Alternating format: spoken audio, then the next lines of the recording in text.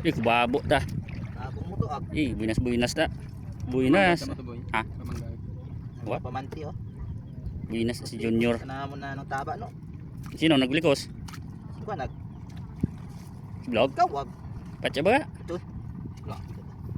Sabi kita ko pintas. Patsa ba? Ito kung gato kabiyay. Din. Wa ako to. Grupo mo lihet. Wa ako to. Lutoy ako. Ikaw ando na ipranuhay mga alas 2 tigawon. Tus. Inuwat kan to ay. Inuwat ito ni Pitot. Shout out anay ba siya? Butakano. Di ka mo close. Kubong babo. Shout out ko no kay Giselle, ang bani ano.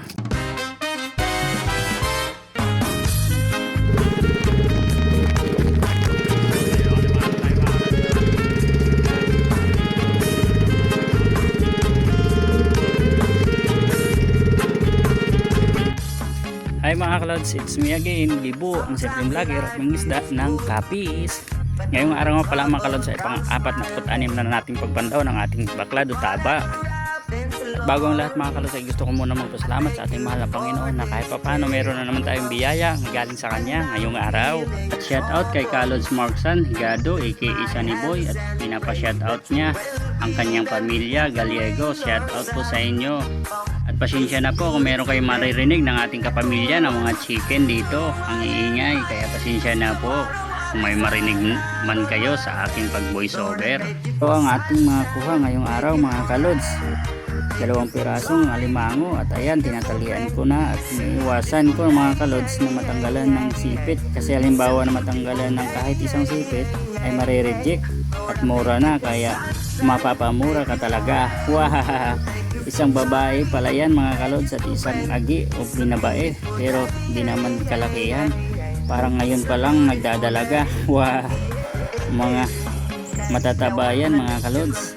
At mayroon din 3 pirasong sugpo, 2 pasuan, kilo, mga limasag, bisaw at hipon at iba pa mga kalods, etc etc. Wow. At pahabol mga kalods, munti ko lang makalimutan, meron pala kaming huli na isang ahas tubig na tawag dito sa amin ay nipa-nipa. Meron naman tayong bubuhin mamaya at gagatan at merong kunting sili. Wow, masarap. Ubos na naman ang bahaw. Malalaki yung alimasag natin ngayon mga kalods. Bara-bara tawag dito sa amin o blue crab at 3 barahas na tawag dito sa amin o mataan. At mga kalods, good news ulit, bumalik na naman ang muto o dikyang itim. Pisti talaga mga kalods, kaso nasa ligaw pa lang sila. At mga kalods, share ko lang mga nakaraang araw, ayaw ko na sanang mag video o mag post na nakikita ako kasi ba naman nahihiya tayo kasi nangyari nga sa ating ngipin, hindi pa rin to naayos kasi nga nabalian tayo ng ngipin kaya nakakahiya mag video at magbablog. Pero mga kalods, iniisip ko na hindi naman to hadlang para sa ating mga pangarap kaya pinapagpatuloy ko na mga kalods at pinapalan ko na lang yung aking muka. Pero mga kalods, iniipunan ko to na para mapaayos ang ating ngipin at mapapustiso at mapabunot. Nang sa ganun mga kalods, maging pogi na naman tayo at makangiti na tayo ng maayos. Wow!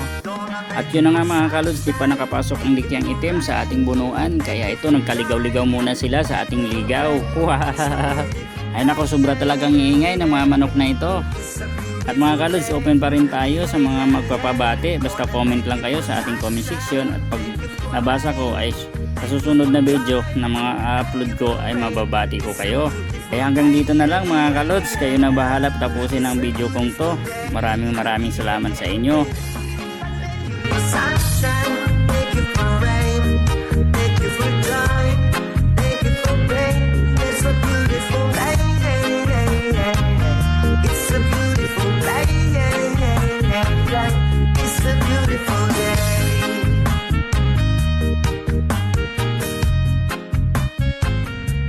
Siyempre, ito na naman tayo mga kalods, naglalakad na naman tayo pa uwi.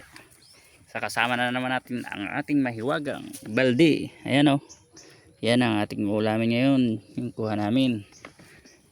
Kaya salamat talaga sa ating mahal na Panginoon dahil kahit papano mga kalods, meron na naman tayong biyaya na binigay niya at meron tayong pangulam at may naibenta. Kaya maraming salamat. At sa mga supporters ko dyan na lagi nakasupport sa akin, maraming salamat po sa inyo. At sana po palaging makahingi sa inyo ng kahit like man lang o share. Malaking bagay na po yun sa amin mga content creator. Kaya nga dito na lang muna mga kalods. Maraming salamat sa inyo. Bye bye.